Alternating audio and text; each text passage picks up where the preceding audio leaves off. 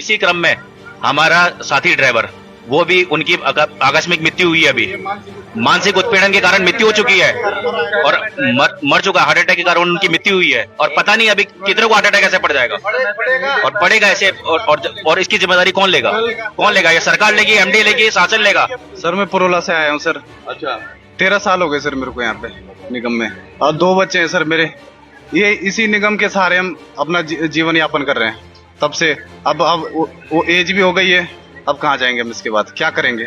मर्द हूं तो मैं रो भी नहीं सकता, पर आंखों में आंसू हैं उनके, वो मैं देख पा रहा हूँ। आप शायद अगर भावनाओं को समझ पा रहे हैं, लेकिन क्या होगा? कल कौन लेगा इसकी जिम्मेदारी? फायर लगने की वजह से 4 वन कर्मियों की भी मृत्यु हुई है। तो ये फायर वॉचर की आज ही अखबार में मैं देख रहा था, 4 की मृत्यु भी हुई है। ये वो विभाग है वन निगम जहां पर लकड़ियां कहां से कहां जाती हैं, क्या कुछ होता है, कितनी किसकी तस्करी हो रही है, कौन नेता कितना माल खा रहा है, इन सबको पता होता है।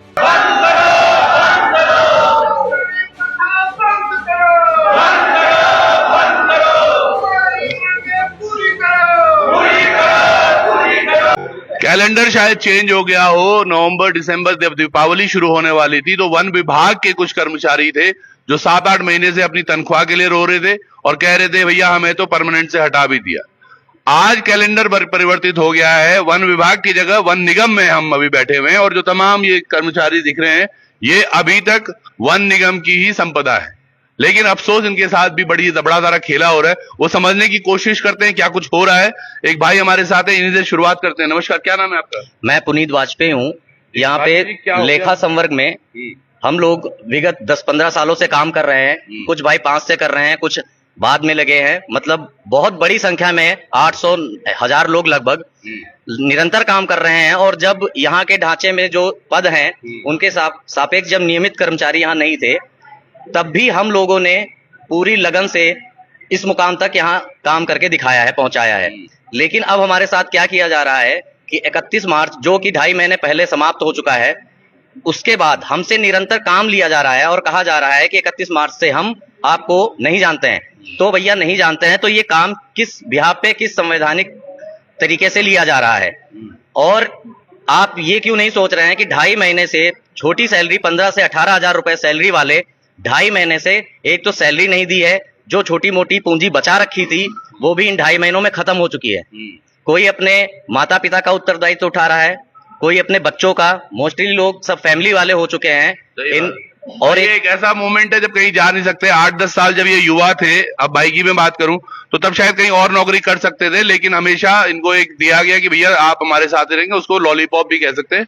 और आज जब ये अब कहीं और नौकरी कर सकते हो, अब क्या करेंगे? हम अभी ओवर एज होने जा रहा हूँ 1 साल 1.5 साल बाद, और 12 साल से ऊपर का समय मुझे हो गया है और मुझसे भी पुराने लोग हैं। हाँ, उनसे भी बात करने की कोशिश करते हैं। आपका क्या नाम है भाई? सर मेरा नाम प्रवीण सपलाल है। मुझे लगभग 10 साल वन निगम में अपनी सेवाएं देते हुए हो गया है। मैं यहाँ पे कंप्यूटर ऑपरेटर के पद पे तैनात हूँ। लेकिन अभी क्या हुआ कि अक्टूबर में एक माननीय वन मंत्री जी द्वारा एक बैठक आहूत की गई थी यहाँ के क्रियाकलापों को लेकर।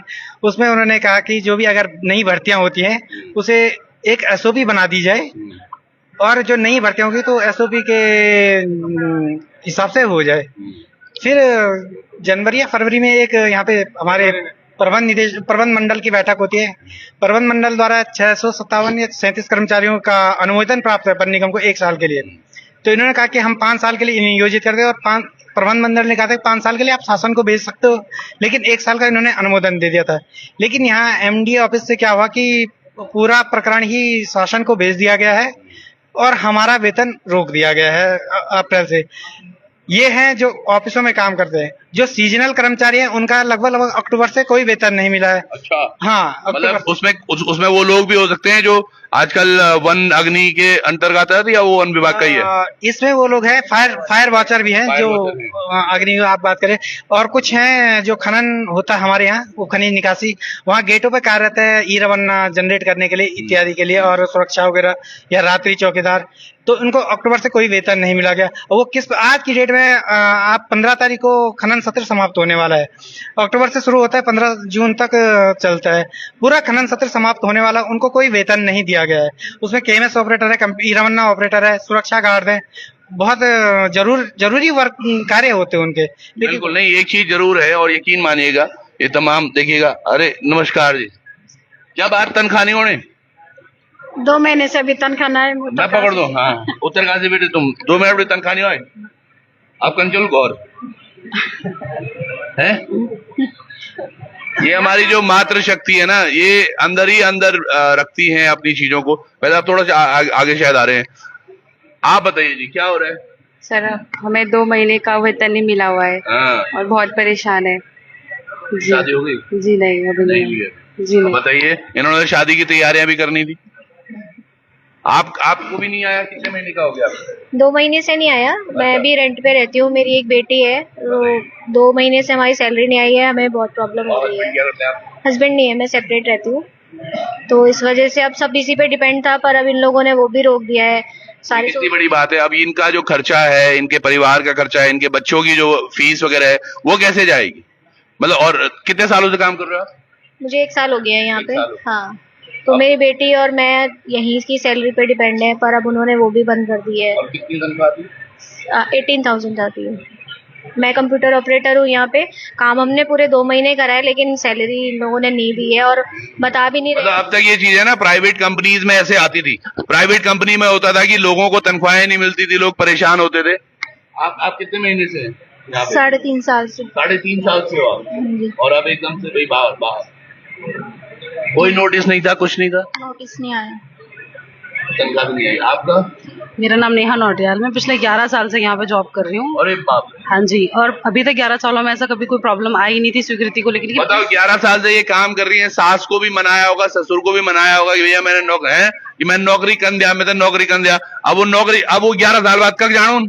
हाँ जी, 11 साल हो गए हैं। हाँ। 11 साल बाद अभी ये लोग स्वीकृति जो ढांचे वांचे बना रहे हैं उसमें कुछ पद मिस कर दे रहे हैं, कभी अनुभाग मिस कर दे रहे हैं, पता नहीं कैसे मिस गाइड कर रहे हैं।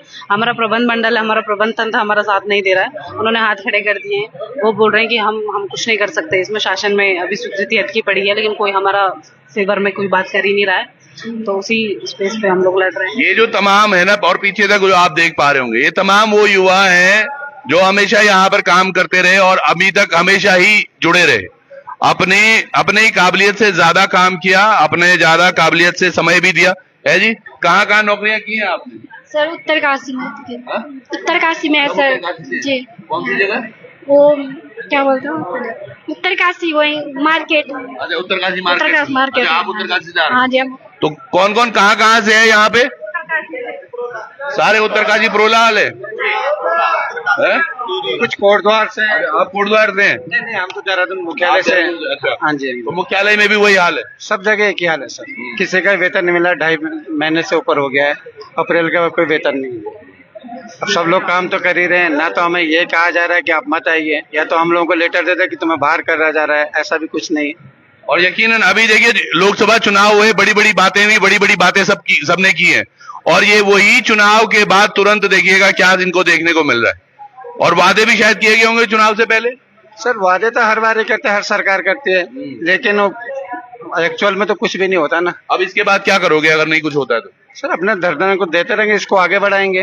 अगर नहीं शांतिपूर्वक तरीके से होता, कोई दूसरा रूप अख्तियार करें, कुछ तो करना ही पड़ेगा ना, हमें भी तो अपने बच्चों को पालना है। सही बात है। उसपे क्या सोच रहे हैं के आप? ऊपर तो हम अपने परिवार को चला रहे हैं। घरों का किराया देना होता है, बच्चों की फीस देनी होती है, घर में राशन लाना होता है, हर तरह की समस्या है सर। ऑफिस आने के लिए गाड़ी में तेल भी डालना होता है, पानी से तो चलती नहीं है। जब वेतन ही नहीं मिलेगा, बच्चे भी बड़े हो गए होंगे जी? बच्चे बड़े हैं सर, अब उनका खर्चा भी बढ़ा है, तनख्वाह इतनी कम, वो तो हमें पता हम कैसे चला रहे हैं, लेकिन फिर भी कर रहे हैं। कितने साल से आप काम कर रहे हो? मेरे को सर 9वां साल चल रहा है। बताइए, 9 साल किसी को देना बहुत आसान नहीं है। यदि एक रिश्ते को भी आप देखो तो कितना दर्द होता है, और खासकर आपको बस बोल दिया जाता है कि आप काम नहीं करोगे।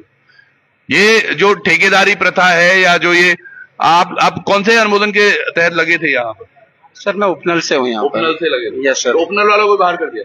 सर बाहर तो नहीं किया, पर बाहर के बराबर ही, जब सैंक्शन नहीं आ रही, वेतन नहीं मिला, तो बाहर ही तो है। या तो हमें लेटर जारी करते थे तो हम उसकी कार्यवाही करते कुछ आगे, वो भी नहीं दे रहे। अच्छा, जो आपका अपॉइंटमेंट लेटर शुरुआत में मिला था उस पे क्या लिखा हुआ था? ऐसा कोई अपॉइंटमेंट नहीं होता है कि जिसमें कुछ लिखा गया हो। हमारा 1 साल का ही एग्रीमेंट होता है। अच्छा, वो सभी लोगों का एक ही होता है, हर साल चेंज हो जाता है। मार्च के लास्ट वीक में ही हम लोगों के नए सैंक्शन के लिए अप्लाई किया जाता है। इस बार इन्होंने नहीं करा। इनको पता था कि अप्रैल में आचार संहिता लग जाएगी, तो इनके कर्तव्य बनता था कि पहले ही करते, लेकिन ये लोग हम लोग को गुमराह कर रहा है कि नहीं दिया जाएगा। कब दिया जाएगा? किसी बाबू को पूछा, वो कोई रिस्पॉन्स नहीं दे रहा है। अधिकारी को पूछोगे तो मैं कुछ नहीं कर सकता, ज्यादा बोलूंगा तो हमारी गर्दन कट रही। और अब जाते जाते एक बड़ी चीज मैं आपको सामने छोड़ देता हूँ। ये वो विभाग है वन निगम जहां पर लकड़ियां कहां से कहां जाती हैं, क्या कुछ होता है, कितनी किसकी तस्करी हो रही है, कौन नेता कितना माल खा रहा है, इन सबको पता होता है। और समझिएगा अगर ये नहीं कभी इनको कुछ हुआ तो शायद कई सारे ऐसे राज भी होंगे जो इनके बहुत भंडाफोड़ कर देगा। सबको पता होता है सर, है ना? सब खुलेगा। अगर हमारे गर्दन पे बात आएगी तो हर आदमी कुछ ना कुछ तो करेगा ही। बिल्कुल। और वो यकीनन पूरे प्रदेश की एक छवि जो है, आप जो वन संपदा है हमारी, देखो भाई ने बोला खनिज यानी कि खनन में भी इन्वॉल्व है, पेड़ों की कटाई से लेके कहीं पर मार्का हो रहा है, कहां पर क्या हो रहा है और कितने कहां जा रहा है, जो धांधलियां सारी हो रही, सबके चिट्ठे होंगे इन लोगों के पास। है भाई, थोड़ा है नया तब चलना। हाँ सर मैं टॉन से हूँ। हमें सर 3 महीने हो गए हैं, 3 महीने लगभग हो गए हैं। हमें ना ये आश्वासन दिया जा रहा है कि आपकी जो है स्वीकृति आएगी या आप हमने रखे हुए हैं, हम अपने बच्चों का कैसे पालन करेंगे, ना उनकी स्कूल की फीस मैं कैसे दूंगा, क्या करना है हमने जिंदगी में, क्या करना है। हमारी मतलब कि 35-40 साल उम्र हो गई है। अगर हम पढ़ाई लाइन में चल रहे होते तो हम किसी भी पेपर को क्रैक कर लेते, ठीक है। अब हमारा इतना माइंड डिस्टर्ब हो चुका है, ना हम पढ़ पा रहे हैं ना हम खा पा रहे हैं, अब हम करेंगे क्या। नहीं, सही बात है। 35-40 साल का आदमी वापस से नौकरी ढूंढने कहां जाएगा, ये एक बड़ा प्रश्न। वो तो अच्छा है इन्होंने थोड़े देर अभी ऑफिस के अंदर बैठे, गर्मी बहुत है, इनके सारे अधिकारी सारे मंत्री एसी कमरों में होंगे और एसी गाड़ी में घूम रहे होंगे, पर इनके पास यहाँ पंखे हैं, वो भी पता नहीं कितने पुराने पंखों से ये काम चला रहे हैं। आखिर क्यों ऐसा हो रहा है, ये बड़ा प्रश्न है और इनकी जवाबदेही कब तक होगी, शायद इन पर कार्रवाई उचित। और कब तक आप क्या सोच रहे हो इसके बाद क्या? सर अभी तो ये लोग बता रहे हैं कि शासन में प्रकरण है और जो भी होगा शासन से होगा, लेकिन बहुत टाइम हो गया। आचार संहिता खत्म हुए भी लगभग 8 से 9 दिन तो हो ही गए हैं, तो मे भी होना तो आज तक चाहिए था। लेकिन अब हम शासन में बात पता करें तो शासन वाले भी कह रहे हैं कि यहाँ से जो प्रकरण है वो सही ढंग से नहीं जा पा रहा है। यानी तो, यहाँ ऑफिस से ही कुछ गोलमोल हो रहा है। हाँ, जो शासन से जो हमें पता चला है। एक कमेंट में देख रहा हूँ, बहुत अच्छा कमेंट लिखा है अंजलि सेमवाले को, ही कहते हैं अच्छे दिन आ गए हैं। तो जुड़े रहिएगा आप भी इन अच्छे दिनों के साथ, और क्या कुछ होता है ये भाई लोगों के साथ हम और भी चर्चा करते रहेंगे। मुझे लगा अनिश्चितकालीन ही हो भी धरने पे आप। सर मैं पुरोला से आया हूँ सर। अच्छा, 13 साल हो गए सर मेरे को यहाँ पे निगम में, और 2 बच्चे हैं सर मेरे। ये इसी निगम के सहारे हम अपना जीवन यापन कर रहे हैं तब से। अब वो एज भी हो गई है, अब कहाँ जाएंगे हम, इसके बाद क्या करेंगे। कैसे कैसे करके हमने सर वन निगम को यहाँ तक पहुंचाया, वन निगम का पूरा सहयोग किया, रात दिन एक करके हमने मेहनत करी वन निगम में। सही बात। रात को भी 12-1 बजे तक हमने काम किया सर यहाँ पे अपने ऑफिसों में। रात 1 बजे तक काम कर रखा है निगम का। गाड़ी हमने भी चला रखी, कंप्यूटर ऑपरेटर रूम, लेकिन हम ड्राइवर का काम मैंने भी करा है इस निगम में। अब मैं कहाँ जाऊंगा सर, 2 बच्चे हैं मेरे, उनका पालन पोषण कौन करेगा, ये एमडी करेगा, कौन करेगा, कौन जिम्मेदार है इसका। मैं ये कहना चाहता हूँ सर, कौन हमारा सहारा कौन देगा। मर्द हूं तो मैं रो भी नहीं सकता, पर आंखों में आंसू हैं उनके, वो मैं देख पा रहा हूं। आप शायद अगर भावनाओं को समझ पा रहे हैं, लेकिन क्या होगा, अंत कहां होगा इन सब लोगों का। और ये दुख केवल इनका नहीं है, सोचिए इनसे जुड़े हुए वो परिवार, इनके माँ बाप, इनके बच्चे, वो किस तरह से आगे अब जीवन यापन करने की सोच रहे होंगे, क्योंकि अधर में डाल दी है इनकी जिंदगी। और वो भी एक विभाग में जिसके लिए रात को 12-1 बजे 2:30 बजे तक 3 बजे तक रुकते रहे। कंप्यूटर ऑपरेटर है, नहीं कोई बात नहीं, जरूरत पड़ रही है मैं एक ड्राइवर भी बन जाऊंगा।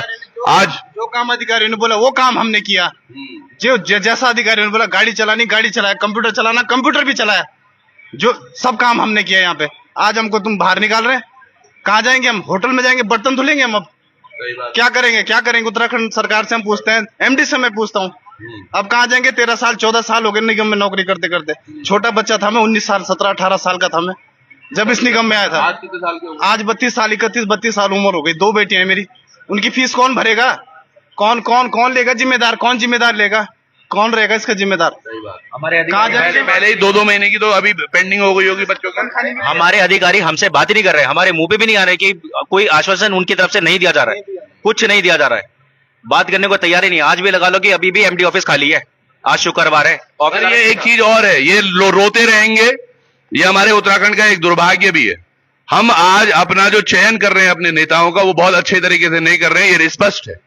इतने सारे परिवार यहाँ पर हैं, पर आधे से ज्यादा ने कहा क्या ये वोटिंग करते होंगे, इनको ही पता होगा अंदरूनी। और ये कभी हम सुधर शायद इससे सकते नहीं, क्योंकि हम सोचते नहीं है। जब तक मेरे घर में आग नहीं लगी है मैं बुझाने के लिए नहीं जाता हूं, और ये होता है, ये हम देख रहे हैं।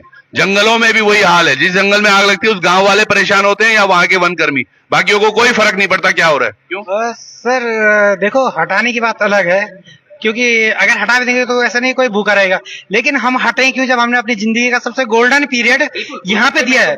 हमने गोल्डन पीरियड, जब आदमी कुछ डिसाइड करता है। और इसी क्रम में हमारा साथी ड्राइवर, वो भी उनकी आकस्मिक मृत्यु हुई है। अभी मानसिक उत्पीड़न के कारण मृत्यु हो चुकी है और मर चुका, हार्ट अटैक के कारण उनकी मृत्यु हुई है। और पता नहीं अभी कितने को हार्ट अटैक ऐसे पड़ जाएगा और पड़ेगा ऐसे। और इसकी जिम्मेदारी कौन लेगा? कौन लेगा? ये सरकार लेगी, एमडी लेगी, शासन लेगा? कल कौन लेगा इसकी जिम्मेदारी? फायर लगने की वजह से 4 वन कर्मियों की भी मृत्यु हुई है। तो ये फायर वॉचर की आज ही अखबार में मैं देख रहा था 4 की मृत्यु भी हुई है। पर पता नहीं, बड़ा अफसोस होता है मुझे ये सोच के, हम इसी का एक हिस्सा हैं। अब ये कैसा प्रशासन जी सर, ये देखो स्वीकृति ना आने के बाद भी हमने अपनी स्वेच्छा से काम कर रहे हैं फील्डों में। सर ये वीडियो दिखा रहे हैं, और मैंने आपको एक परोला की एक वीडियो दिखाई थी जब हम कुन्नी है यहाँ पे 68,000 नग है सर। 5 आउटसोर्स कर्मचारी हैं, देवदार और कैल है सर। और जहाँ पे ये आग लगी हुई है सर, 8 डिपो के बीच में ये आग लगी हुई है सर।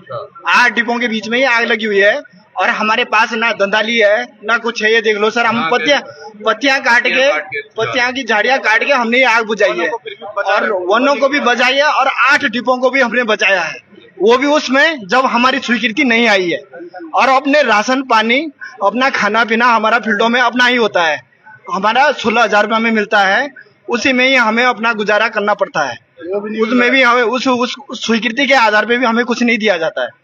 और सर हमारा एक कर्मकार उत्तरकाशी से, वो उसके जनवरी के महीने में उसकी मृत्यु हो गई है, वो भी फील्डों में मरा, उसको भी इन्होंने 1 रुपए तक नहीं दिया। तो सर ये शोषण ही हो रहा है। और ठेकेदारी प्रथा सर सबसे बुरी चीज है।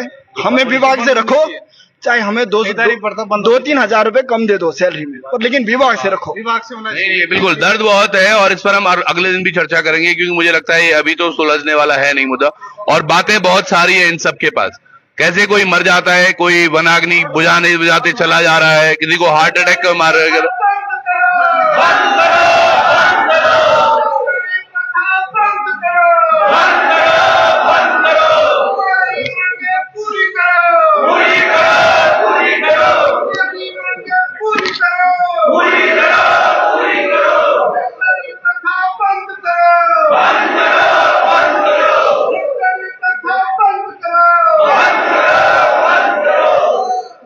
तो ये वो तमाम युवा, ये देखिएगा अपने भविष्य को लेकर आज चिंतित, और क्या कुछ होगा।